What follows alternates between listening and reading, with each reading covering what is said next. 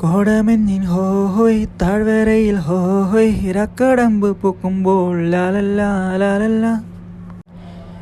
ഒരു മഴ പെയ്യുമ്പോഴത്തേക്ക് നാടും കണക്കാം ഹൈദരാബാദും കണക്കാം. ഇങ്ങനെ ഫുൾ അഡ്വഞ്ചർ മൂഡ് തന്നെ. അങ്ങനെ വെള്ളപ്പൊക്കം കഴിഞ്ഞപ്പോഴത്തേക്ക് ട്രാഫിക്ക്. ഇതിപ്പോൾ ഡോറ ബുജ്ജി കളിക്കുന്ന പോലെ ആയിപ്പോയി.